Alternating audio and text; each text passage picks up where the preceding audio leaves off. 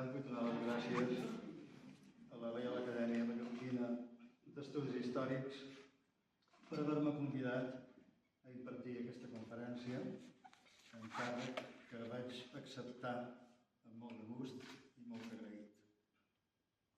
Moltes gràcies també al senyor Roman Pinya per aquesta presentació tan amable. Gràcies. Supos que la tria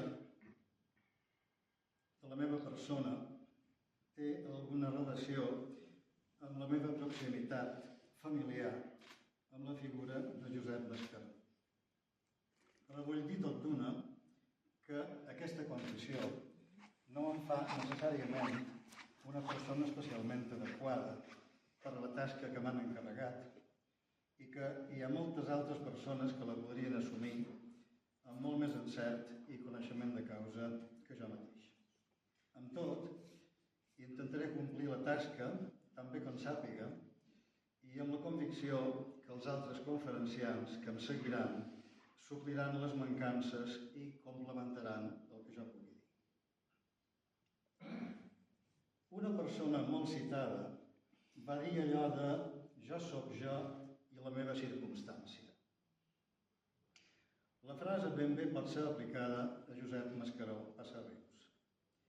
Les seves circumstàncies són una vida a vegades difícil, a vegades complexa, pot ser en algunes coses contradictòria, però una vida que, en qualsevol cas, va estar marcada per la passió per la seva feina, la dedicació sense descans a la seva professió, el desig irrefrenable d'aprendre sobre allò que més l'interessava, les Illes Balears, la seva història, el seu patrimoni material, la seva toponímia, etc.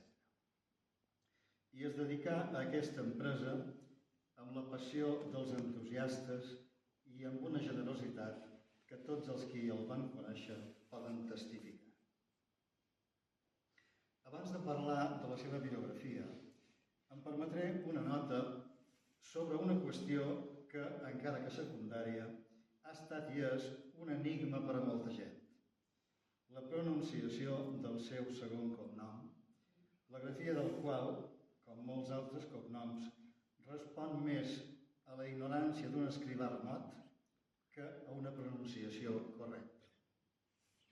Una pronunciació correcta que no és altra que Passarrius, que és el nom d'un ocell. A Menorca ho pronuncien bé, perquè a Maó hi ha la coneguda botiga de roba Can Passarrius, fundada per un rebesavi seu. Però a Mallorca, essent aquest un cognom no habitual a l'illa, es presta a diverses pronunciacions.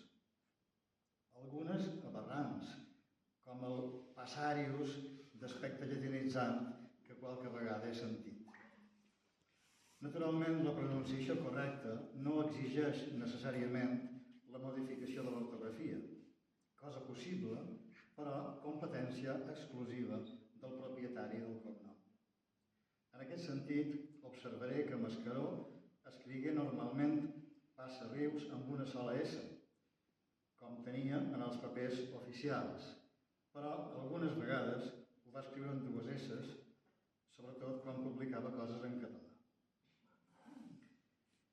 Josep Mascaró va néixer a Alaior el 13 de novembre de 1923. El seu pare era un sabater d'aquella vila, Antoni Mascaró, fill al seu torn d'un moliner, Josep Mascaró, dit en Mascaró Gros per la seva considerable estatura. Tant un com l'altre eren molt d'esquerres, cosa gens estranya en aquell Alaior davant de la guerra.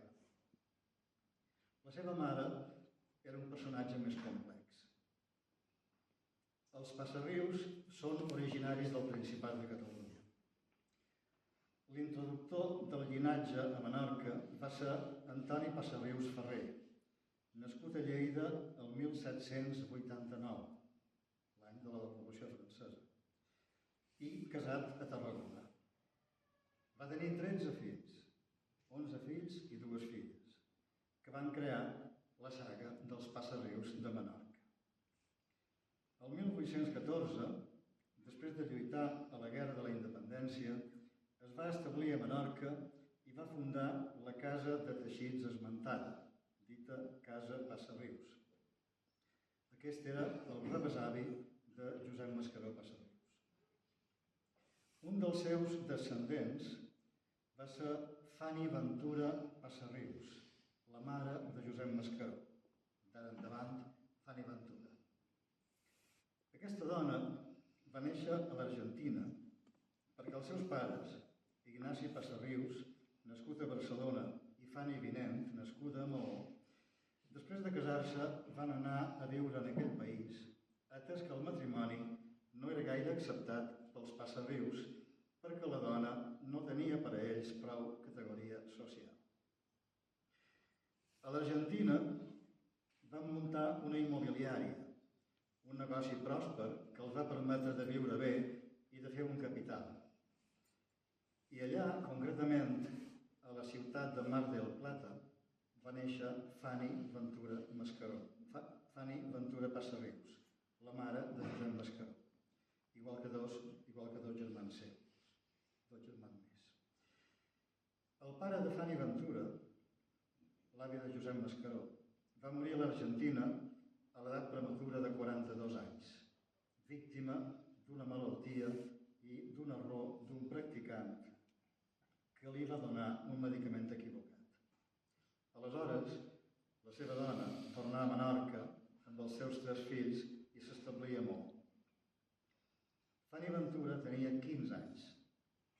Aquests 15 anys, viscuts a l'Argentina, la feren sempre sentir orgullosa del seu país de naixement.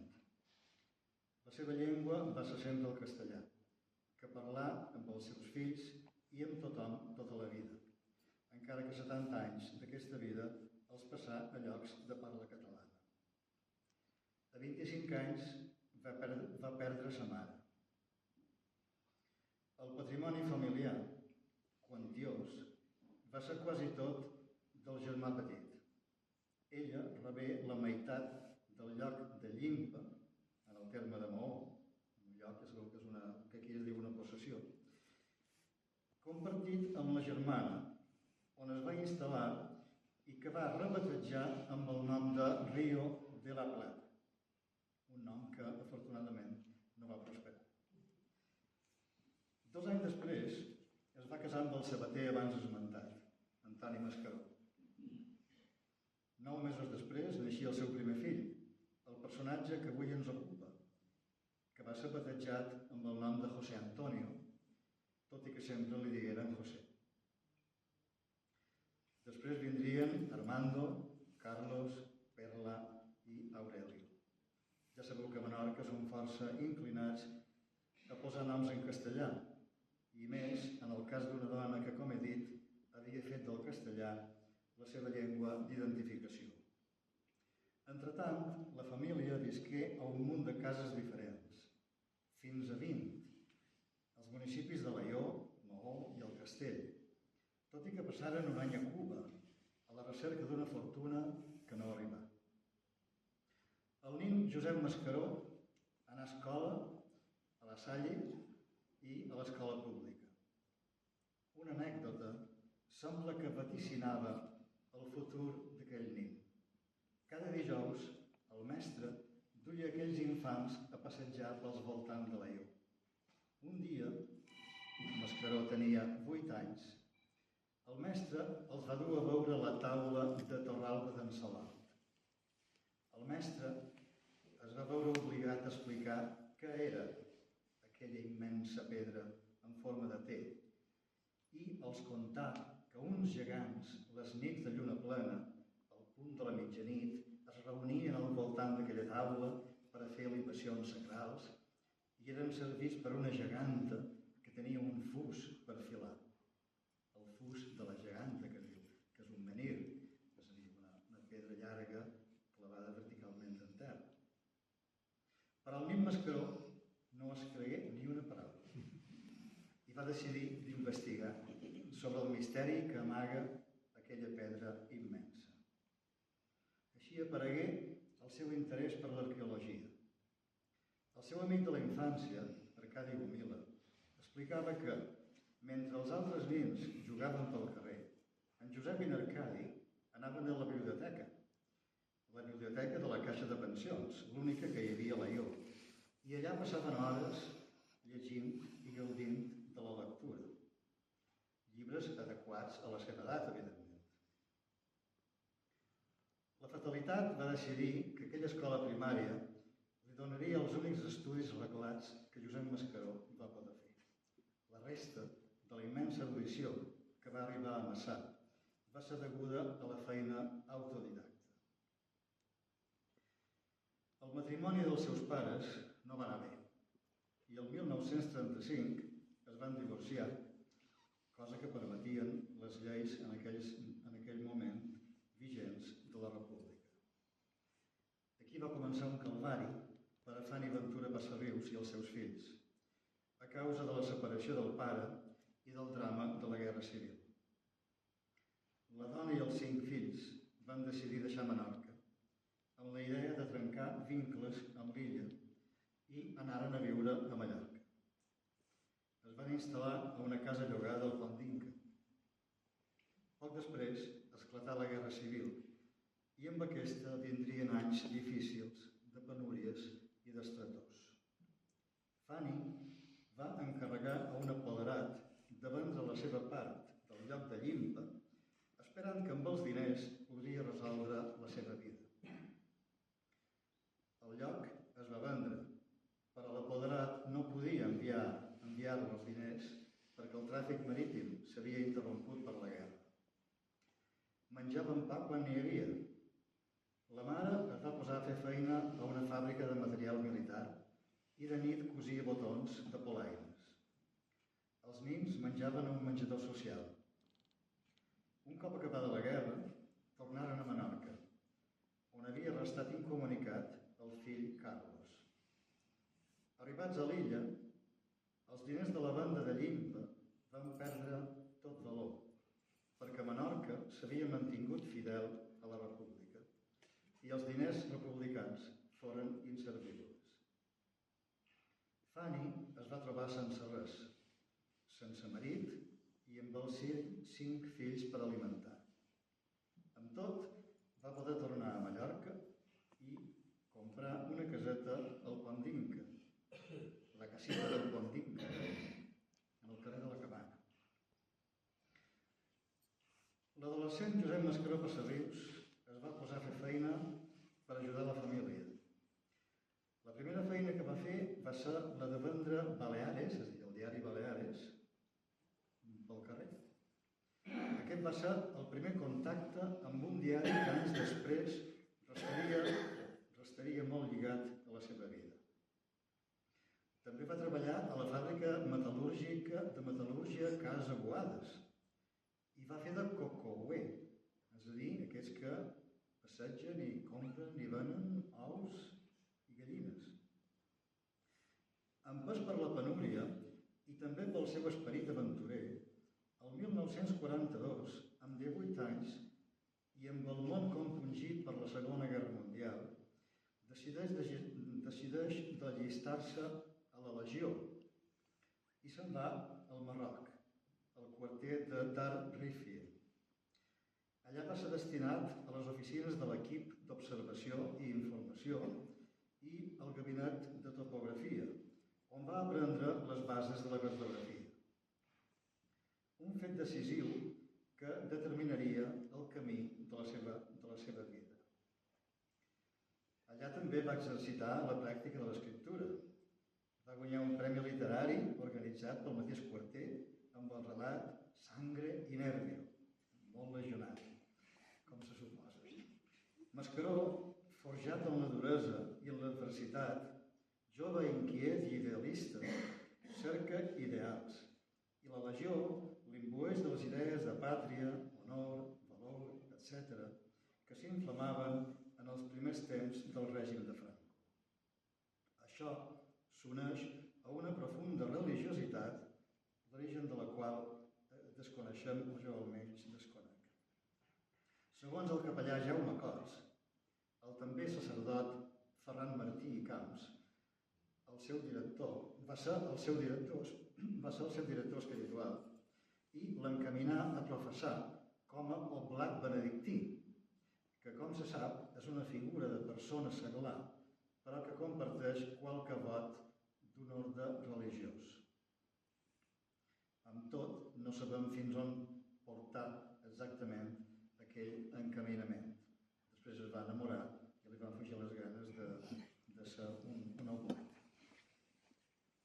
Religiositat, caràcter idealista i arrauxat, la legió i el trauma de la guerra donaren forma a la ideologia de Josep Mascaró, una ideologia que s'anà matisant amb el pas del temps i amb la seva experiència vital.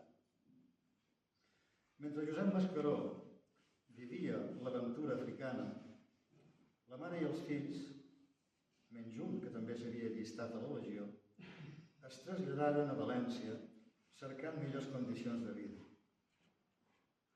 Allà, la mare es posà a treballar de dona de fer feines a la casa d'una senyora rica. El seu fill li enviava cartes animant-la i assegurant que el malson s'acabaria aviat. El 1945, Josep Mascaró deixa la legió i se n'anà a València a reunir-se amb la seva mare i germans. El 1946, la família tornà a Menorca, en aquest cas a una casa molt petita de Ciutadella.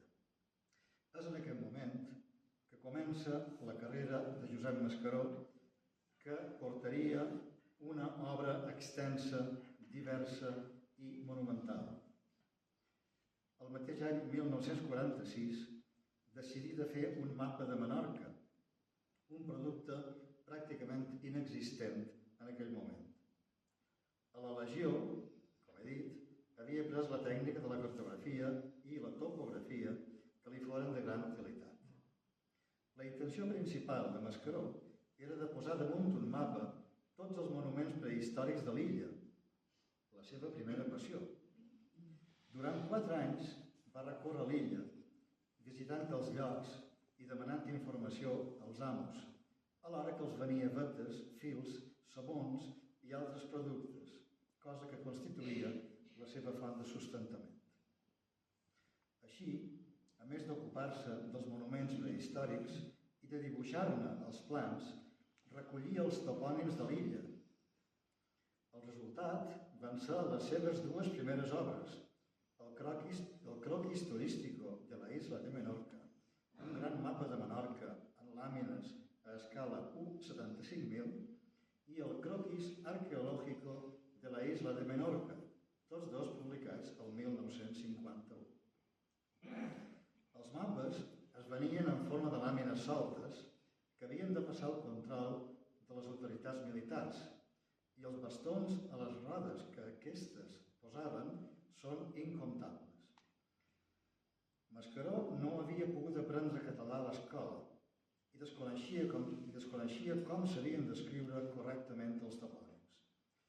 Va tenir la sort de comptar amb l'ajuda de Josep Salort i Farnés, capellà, lingüista i ferm defensor del català, del qual va ser amic i admirador, que li revisà l'ortografia de tots els topònims i segurament li inculcà alguna mena d'amor a la llengua catalana. El 1951 es va casar amb Patrocinio Hernando, de Ciutadella. Aquest matrimoni li va permetre de conèixer i fer una relació intensa amb una persona que també seria decisiva en la seva vida, el seu sogre Agustín Hernando, un fotògraf professional d'origen andalús i de Nissaga de Nobles, que havia estat destinat a fer el servei militar a Menorca i allà va quedar. Es casà amb la ciutadellenca Àngela Camps i muntà el seu estudi fotogràfic en el carrer de les Voltes de Ciutadella. Agustín Hernando va orientar el seu gendre en l'art de la fotografia, una de les facetes destacables de Josep Mascaró. Mentre Mentrestant, en aquesta etapa menorquina, Mascaró col·labora en revistes de Menorca, com El Iris o Montetoro, sobre temes d'arqueologia menorquina, i entra a entitats culturals com l'Ateneu Científic, Literari i Artístic de Maó. Publica cartes arqueològiques de diversos municipis de Menorca i fa conferències, sobretot a Menorca, sobre el mateix tema. Va dirigir el setmanari El Iris durant 5 anys, entre 1956 i 1961. I també va promoure i dirigir les monografies menorquines, una col·lecció d'opuscles de temàtica menorquina que van permetre de publicar els seus treballs a nombrosos erudits de l'illa, com Josep Salort, Guillem Pons, Arcadi Gomila, Llorenç Olives, Francesc Roger i Jaume Borràs, Josep Martínez Ferrando, Maurice Deriveré o Joan Flaquer. Va dirigir aquesta publicació probablement fins al 1961, en què també deixà la direcció de El Iris. El 1952, amb l'experiència del mapa de Menorca, Mascaró emprèn l'aventura de fer el mapa de Mallorca. Per això, anava i venia de Menorca a Mallorca i de Mallorca a Menorca, amb vaixell i acomodant-se a la coberta. Estava 2 setmanes a Mallorca, hostatjant-se a la pensió Baleares, a la plaça de les Columnes, i 1 setmana a Menorca.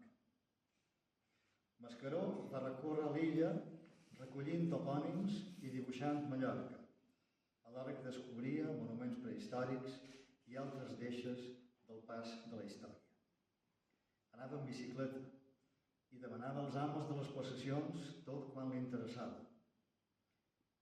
Molts anys després, diria textualment: ara això seria impossible. Tot són barreres tancades, cases sense ningú o regides per forasters i cants agressius per tot. Però aquella gran obra arriba a port. Aparegueren làmines, publicades a Maó, que els subscriptors rebien a casa seva, mitjançant missatgers o portats pel mateix autor. La primera làmina sortia el 1952 i la darrera el 1962. L'obra es titula Mapa General de Mallorca, croquis topográfico a escala aproximada 1:31.250. És un tresor que mostra en tot detall l'illa de Mallorca, tal com era durant la primera meitat de la dècada de 1950. Els camins, totes les cases del camp amb els seus noms, els talaiots, les fonts, etc. Tot menys les corbes de nivell, perquè el Consejo Superior Geográfico no ho permetia. Com diu Vicent Rosselló Verger, en aquell temps encara n'hi havia que pensaven que la geografia només serveix per fer la guerra. Val la pena destacar la lluita constant i fatigant que Mascaró va tenir amb el Consejo Superior Geográfico, un organisme creat el 1923 per a controlar tota la cartografia que es produïa a Espanya i que havia d'aprovar cada una de les làmines del mapa de Mascaró. I després de presentar les làmines d'aprovació, els del Consejo pretenien que rectificés tot allò que no concordava amb els mapes oficials, que normalment eren els equivocats. La batalla més grossa va ser per a la toponímia, car la dels mapes oficials era en formes castellanes, amb ortografia obsoleta i plena d'errors. Així, Maià havia de ser Maia, Son Palou, Son Palau, Son Juny, Son Juny, Carrutxa, Cassutxa, Can Ros, Can Roig. I, naturalment, l'obligaven a escriure Lluc Maior amb CH, Pollença amb S i tota la toponímia prenormativa. Mascaró responia amb llargues missives, amb lliçons de filologia, parlant de les diferències entre la parla i l'escriptura,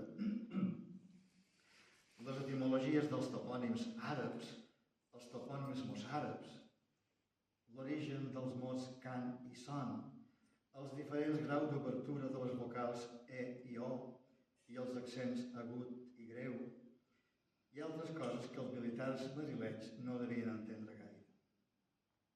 Al final, aquests autoritzaren las formas proposadas por Mascaró, teniendo en cuenta que se trata de croquis topográficos que ni por la escala ni la precisión pueden influir en la cartografía oficial.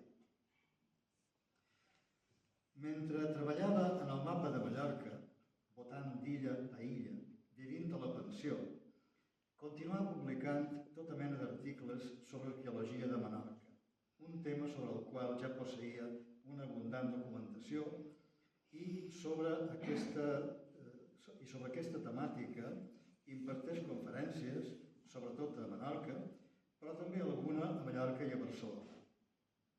Publica en revistes científiques, com el Bolletí de la Societat Arqueològica Laureana, Revista Ibèrica, Empúries, promou i dirigeix la col·lecció Monografies Mallorquines, opuscles sobre temàtica de l'illa.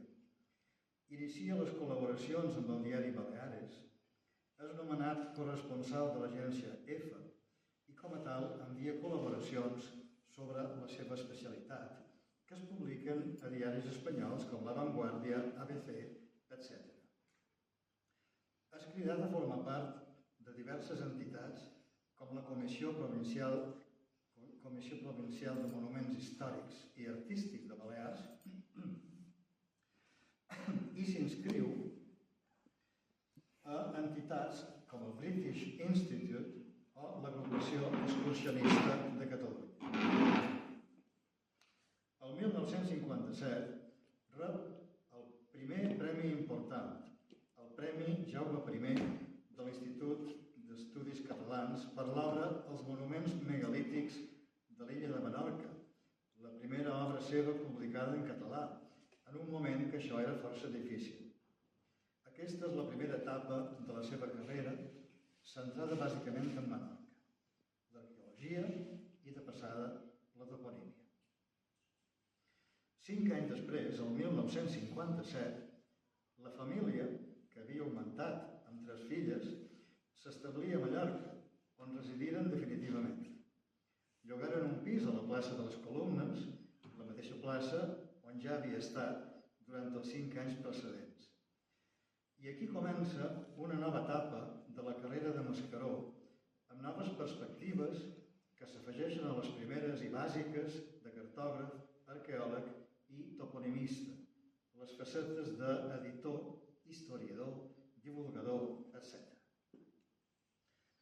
A Mallorca, Mascaró s'integra a la societat cultural i estableix una extensa xarxa de relacions, intensifica les relacions amb Francesc de Borja-Moll, que li revisarà el corpus de toponímia de Mallorca i amb qui col·laborarà amb diverses empreses toponímiques. A més, Mascaró col·labora amb l'obra del Diccionari Català-Valencià-Balear, que promovia Moll. Es fa membre de la Societat Arqueològica Laureana. És un dels fundadors de l'Obra Cultural Balear. Ara es commemoren els 60 anys. És vocal de la Casa de Menorca a Palma, que presideix diverses vegades. És membre del Foment del Turisme. És un dels fundadors de l'Institut Menorquí d'Estudis, etc.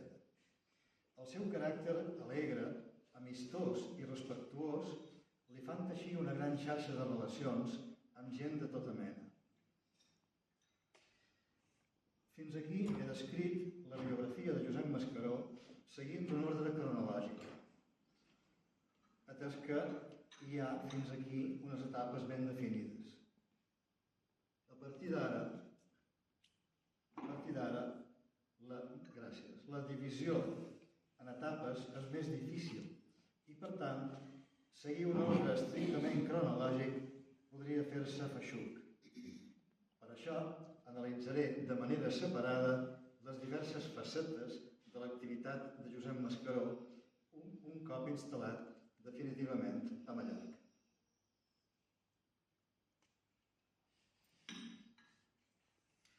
primer lloc, tenim la faceta d'arqueòleg. Mascaró va ser un infatigable investigador, fotògraf i divulgador de tots els vestigis de la prehistòria de Mallorca i Menorca.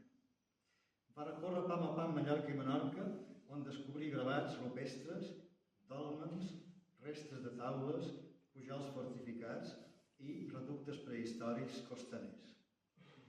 El 1958, l'Institut d'Estudis Catalans li publica els monuments megalítics de l'illa de Menorca, que li valgué, com he dit, el Premi Jaume I l'any anterior. El 1968 surt Prehistòria de les Balears, editat per ell mateix, que és una reedició del volum 5è i part del 6è del Corpus de Toponímia de Mallorca. A més, publica llibres de divulgació, com Prehistòria de Menorca, una aproximació a la seva coneixença, 1980, i una llarga tira d'articles que no és ara el moment d'enumerar. Per la seva activitat de recerca arqueològica, rebé, a més del Premi Jaume I esmentat, el Premi Josep Puig i Cadafalch, també de l'Institut d'Estudis Catalans, i el Premi Joan Ramis de l'Ateneu de Maó. Les facetes de cartògraf i toponimista no es poden separar. Ja he parlat dels mapes de Menorca i del gran mapa general de Mallorca, segurament la seva òpera magna, juntament amb el Corpus de Toponímia de Mallorca, obra empresa després d'acabar la publicació del mapa que recull la toponímia exhaustiva de l'illa apareguda en el mapa, concretament de 7.000 topònims.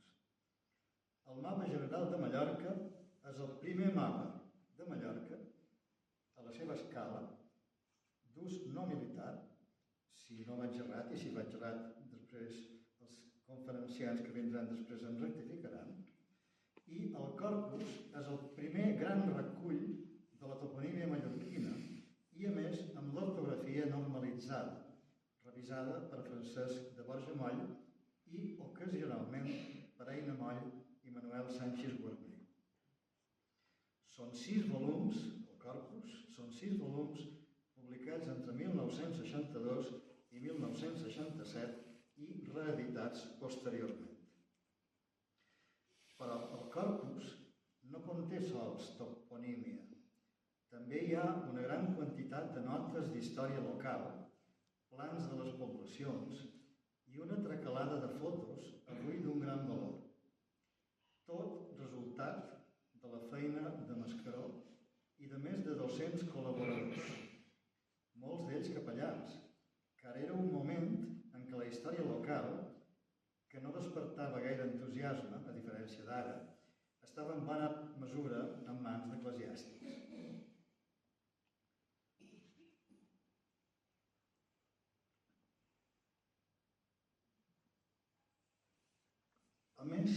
A més dels 2 grans mapes esmentats, Mascaró va fer i publicar un gavadal de mapes més petits, turístics, topogràfics o arqueològics, plans de Maó o de Ciutadella i plans de tots els pobles de Mallorca per a la gran enciclopèdia catalana. El 1968 va publicar un acurat i vell pla del terme de Palma titulat Plano de Palma y alrededores, amb 12 làmines que formen un mapa d'1,80 per 1 metre. L'any següent publicà el nomenclàtor del Plano General de Palma y alrededores, que recull el nom de tots els carrers i altres vies de comunicació. Aquest pla també és una fotografia del que era Palma durant la dècada de 1960, just quan començava la gran transformació física de la ciutat i de l'illa.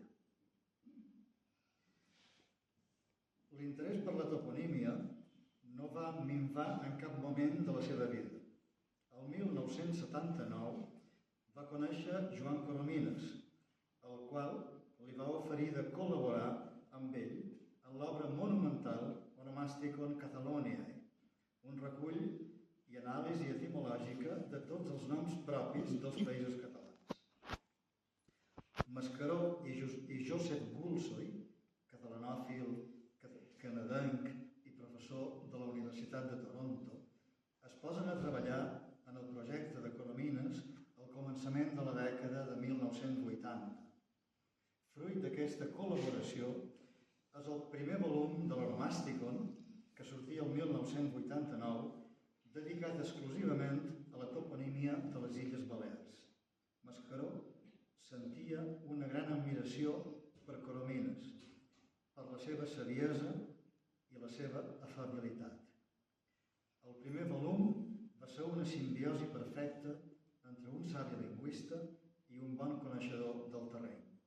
Mascaró donava a Coromines tota mena de detalls físics sobre els llocs de les illes, cosa que servia a Coromines per a afinar les etimologies.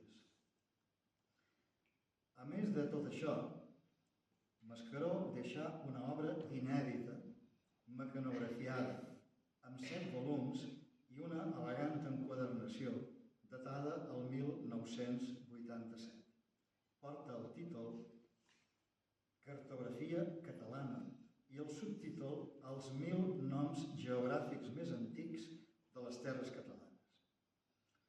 A la dedicació, feta a la seva filla Assumpta i a mi, diu: han sortit 7 volums i això m'arretgira, malgrat el meu inveterat optimisme, a vegades tan nefast, en el sentit que tinc por que l'editor s'espanti per la seva extensió i la gran quantitat de fotografies i mapes que conté.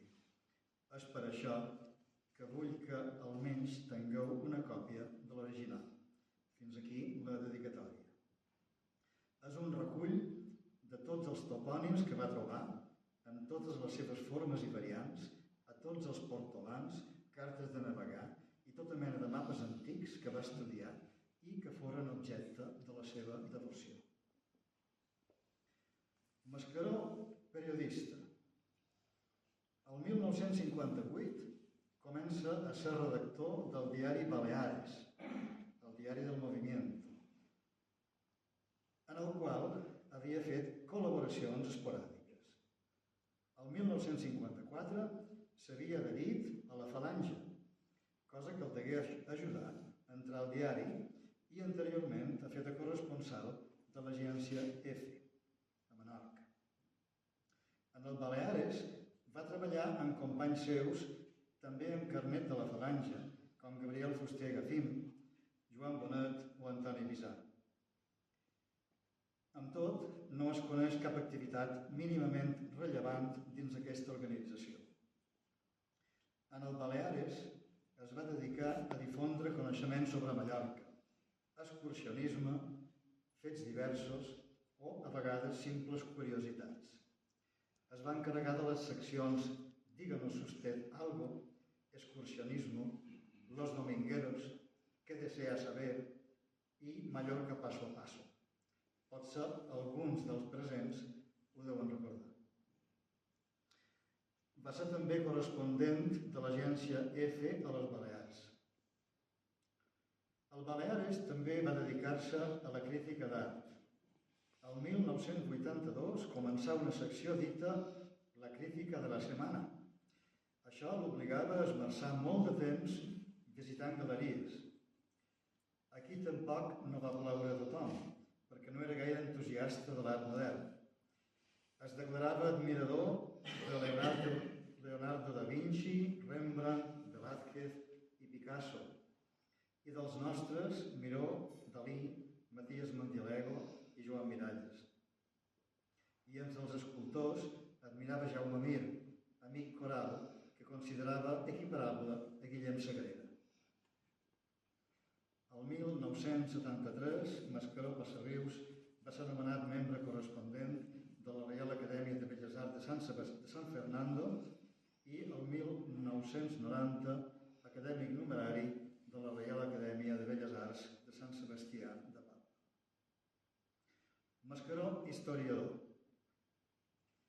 L'interès per la història també li ve de molt jove, lligat al descobriment de les restes arqueològiques que omplen Menorca. Durant la dècada de 1960, concebé el projecte d'una gran història de Mallorca, que seria la primera història de grans dimensions capítols encarregats especialistes.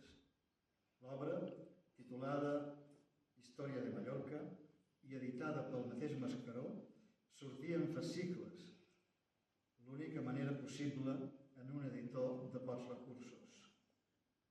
El primer fascicle sortia el 23 d'abril de 1969 i la culminació de l'obra, en 5 volums, s'esdevingué el 1975. Les circumstàncies feren que els capítols no seguissin l'ordre estrictament cronològic i mentre que el volum 5è du data de 1970, el segon du data de 1975. Entre els que participaren en l'obra hi ha especialistes de la màxima solvència en aquell moment, com el senyor Pinya que tenim aquí. Josep Mascaró s'encarregà ell mateix de 3 capítols, un sobre jueus i jueus conversos de Mallorca, un tema que l'apassionava, i 2 capítols titulats La Segunda República i el Movimiento Nacional en Mallorca. Els historiadors han dit que aquests 2 capítols foren el text de referència sobre la Guerra Civil entre un sector significatiu de la societat mallorquina. Però l'autor també hagué d'assumir valoracions no gaire favorables.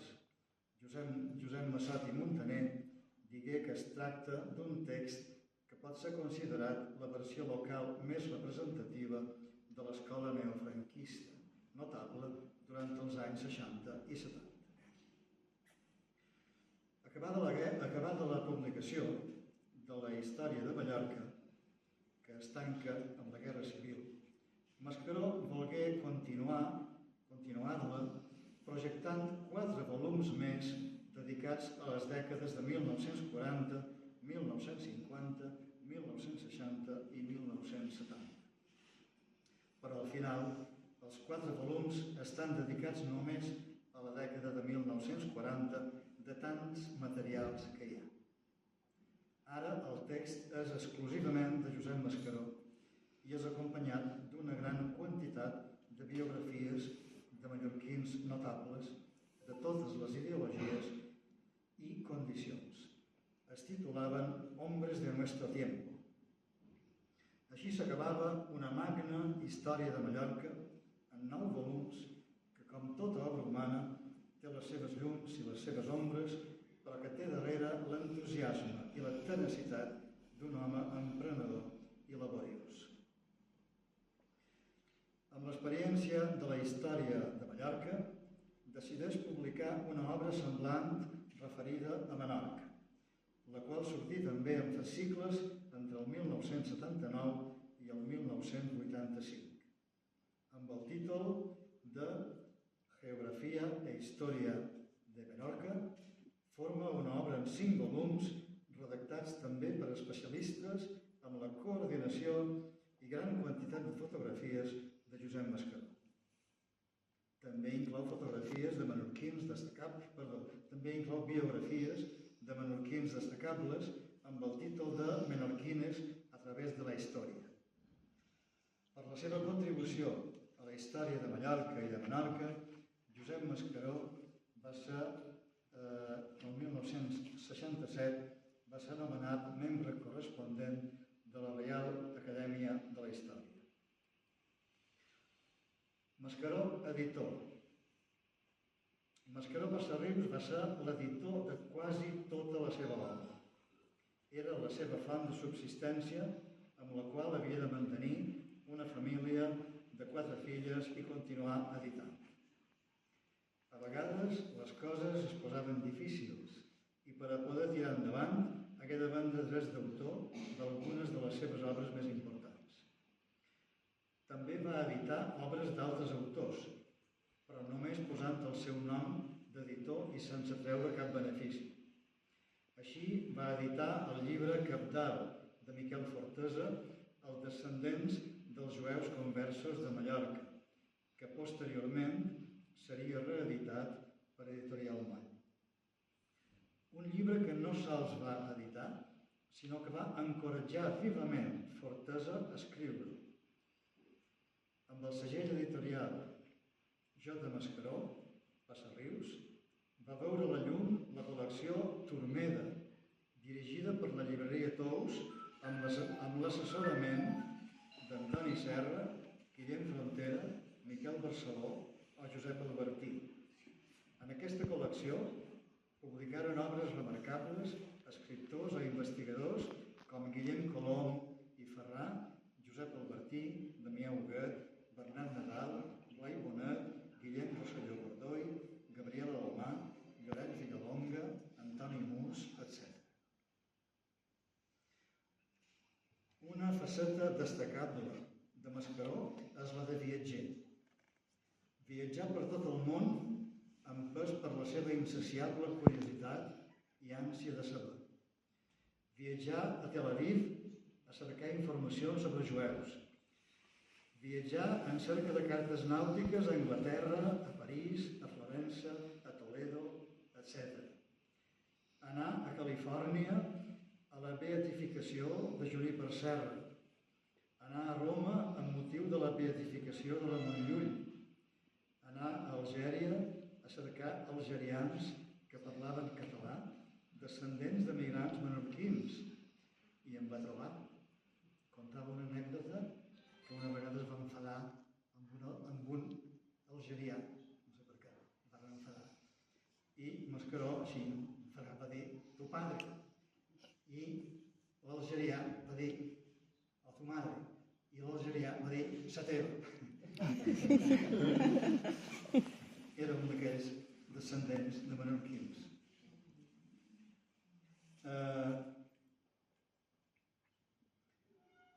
Un dels viatges que més l'entusiasmaven va ser el que va fer a l'illa de Pasqua el 1975, amb una expedició arqueològica dirigida per Antoni Ribera.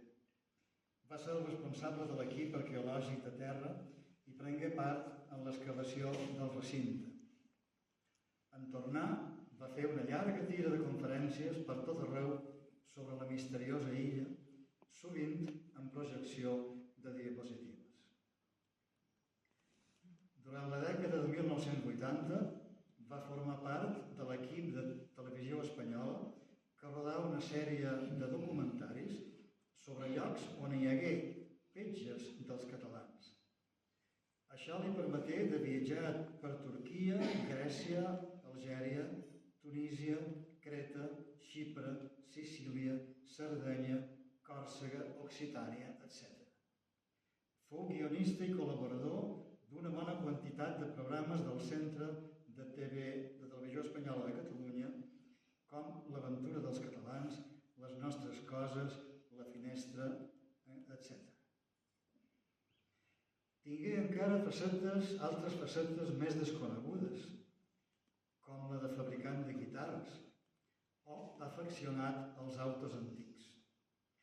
El 1964, amb el nord-americà George Bowden, fill del músic George Charles Bowden i de la promotora de Juníper Serra Dina Moore, tots residents a Mallorca i amics de Mascaró, va muntar un taller de guitarres anomenat Los Guitarreros de Mallorca. Mon pare me'n va regalar una, quan envoltaven somnis dels meus 16 anys, encara adolescents, que dirien Serrat. Fou un gran afeccionat als automòbils antics, encara que no va tenir permís de conduir fins a 45 anys. Però no perdia cap cursa o competició d'aquestes venerables màquines. Com a bon arqueòleg, fou molt afeccionat al tir de fona i va promoure que s'escrigués i publicés el Reglament Oficial del Tir de Fona, llibre en el qual va escriure els foners balears. I deia que si hagués tingut un fill mascle, li hauria posat David. Ja podeu imaginar per què. La darrera etapa de la seva vida fou col·laborador del grup Serra en l'admirable empresa de la Gran Enciclopèdia de Mallorca.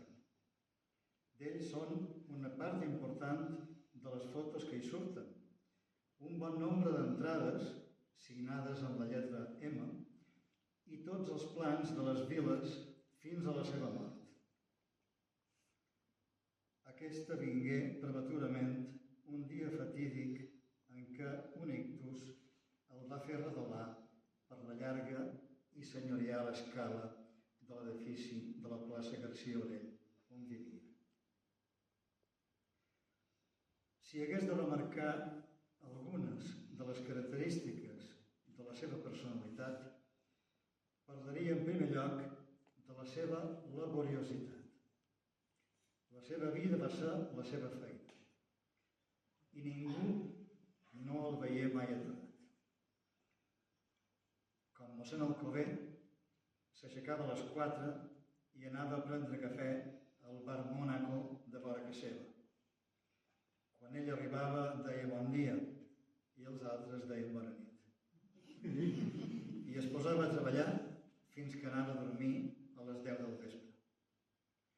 Les excursions dels diumenges amb la dona i les filles petites eren per anar a veure ell pedres i llocs. Més tard, amb les filles casades, venia a la nostra casa els diumenges a dinar. El dinar havia d'estar a les 2 en punt, l'hora que ell arribava amb una puntualitat suïssa, amb una gran bossa de caramels que feien feliços els nostres nins i no tant els pares preocupats per la bona salut de les peces dentàries de les criatures. Acabat el dinar, s'aixecava de la taula i partia com un coet a fer feina. Tenc a la ment el dia que es casava una de les seves filles. La casa plena de gent, parlant i rient, mentre la núvia feia els darrers preparatius i ell, assegut a la tauleta habitual de la sala d'estar, amb les seves fitxes, els seus papers, absent de tot i concentrat en qualque topònim, en qualque talaiot o en qualque guió de televisió.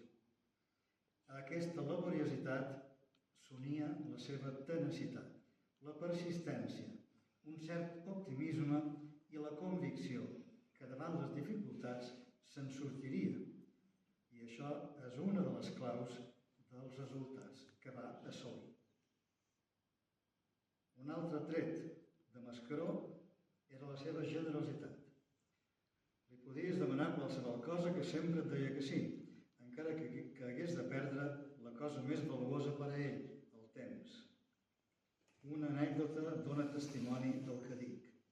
Essent molt jove i anant magre de tot, de diners, saber que un familiar, també jove i sense diners, volia fer de fuster, però no tenia manera de comprar les eines necessàries. Mascaró s'ho va llevar no se sap d'on, però li comprà les eines de fuster.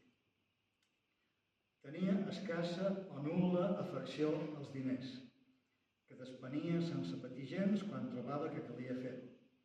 I quan escassejaven, trobava la manera de sortir endavant. El que he fet, no ho he fet mai per doblers, deia.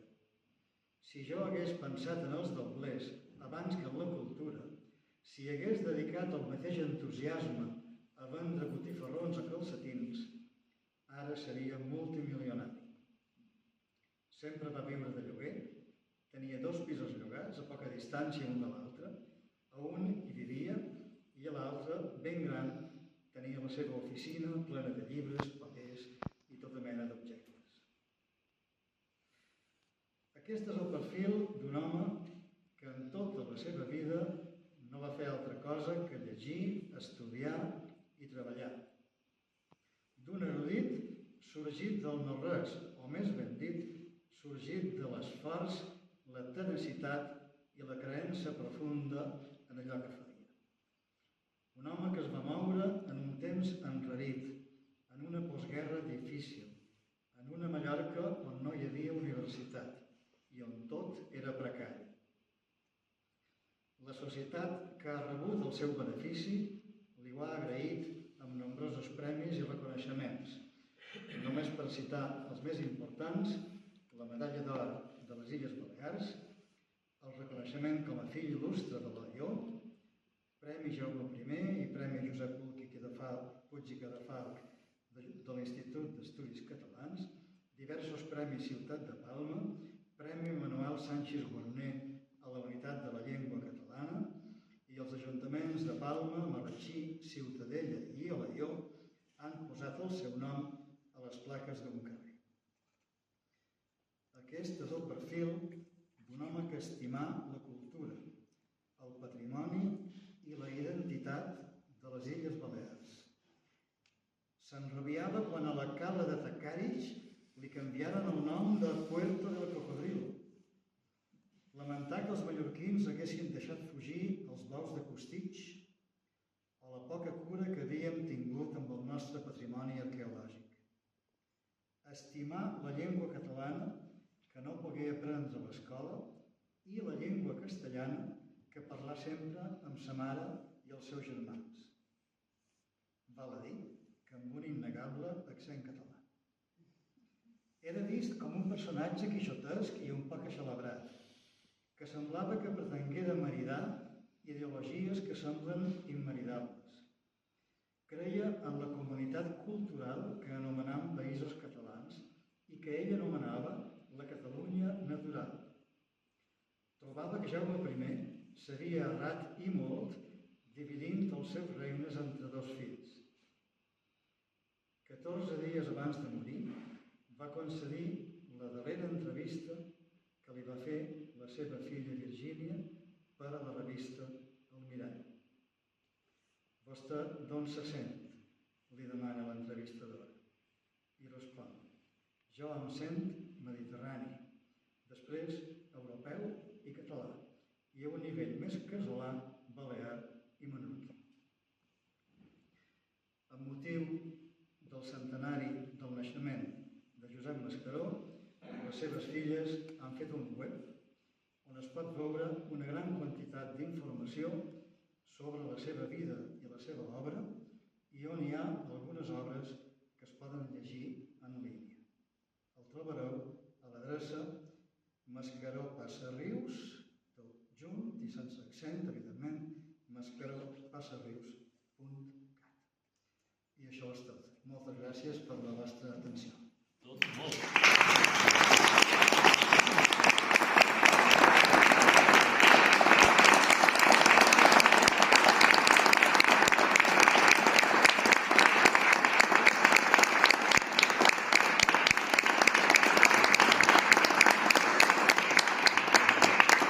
Moltíssimes gràcies, Gabriel, doctor Bibiloni, per aquesta oportunitat que hem tingut. Sort que vàrem pensar en tu, que hem tingut d'aproximar-nos a la figura d'en Pep Mascaró. Jo estava impressionat mentre s'anava sentint tot el que has dit, moltíssimes coses que es publicaran a les memòries acadèmiques del pròxim any, no t'oblidis. I a més, m'he emocionat, no diríeu per què, perquè tinc aquí davant les 4 filles. I quan jo vaig conèixer en el vostre pare, any 65, 66, ja estaven editors, és que no hi havia moment que estigués aquesta persona tranquil·la. Jo me vaig demanar com deuen ser les seves filles. Quina possibilitat hi ha de que aquestes filles puguin anar endavant amb un pare com aquest? I vàreu anar endavant, jo penso, per una raó. Perquè aquest pare era sobretot un home autèntic. I vosaltres ho vàreu saber comprendre. Veritat. Va tenir molt d'enemics. Va lluitar molt. Inclús, si no un enemic, un adversari poderós, que va ser el Francesc de Borja Moll. El llibre, el dels descendents dels jueus conversos, que efectivament li va animar el tio Miquel Fortesa Pinya, ell mateix. Aquest llibre el va publicar ell, però hi havia una animadversió, hi havia una oposició, un enfrontament.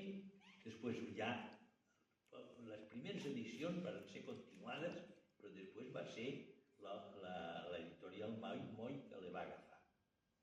I permet una cosa, no m'agradaria molestar ningú, però quan en Borja Moll un dia em va dir: Romani, com col·labores en aquesta història de Mallorca d'en Pep Mascaró? I per què no tinc que col·laborar? Perquè en Pep se posa història de Mallorca coordinada per José Mascaró, Pasarius. I en Borja Moll diu: no, coordinada no, no coordinada no, descoordinada.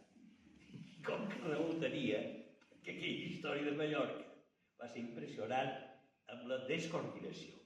Ell agafava tot, ho ficava tal i qual, però hi ha 2 toms últims que representen el segle XX i en canvi del segle XIX no hi apenas hi ha qualque cosa. És igual, però ell treballava, tot ho ficava allà dins la bossa del saber històric. Per tant, el teu testimoni d'avui ha estat, ho hem de reconèixer, extraordinari. Hem estat encertats de comptar amb tu i sempre tu comptaràs en l'Acadèmia Mallorquina que, per cert, has fet una aproximació genealògica molt interessant. Com té qualque cosa que dir, qualque pregunta? No teniu cap pregunta? Molt bé, moltes gràcies. Del tema de la toponímia, dintre l'exposició, dintre les projectes, però demanava a tothom que passava, tenia un mètode, perquè les muntanyes són molt completes, hi ha comanyars, hi ha valls, hi ha bases, i endevinar-ho tot i fer-ho és tan complexa de qualque racó s'han fet llibres específics encara hi ha moltíssims llocs de Mallorca que s'hauran perdut. Però vaja, el tema era que l'orografia, els racons, les cabanyes, la cova, és molt complexa per compondre-ho i a vegades un te diu una cosa i un te diu una altra. No sé si tenia un mètode o la gent li deia coses, ell comptava. Ell demanava, sobretot per obtenir dades de microtoponímia, perquè clar, de toponímia no fa falta demanar com es deia el poble, en una muntanya important, tot aposat, no? Però de microtoponímia demanava aquesta possessió, aquest tanc, aquest cementer. Però no avancem l'esdeveniment perquè hi ha una conferència programada per Antoni Ginar que parlarà específicament de la toponímia i ell, que el sap més que jo, doncs donarà informacions molt més completes i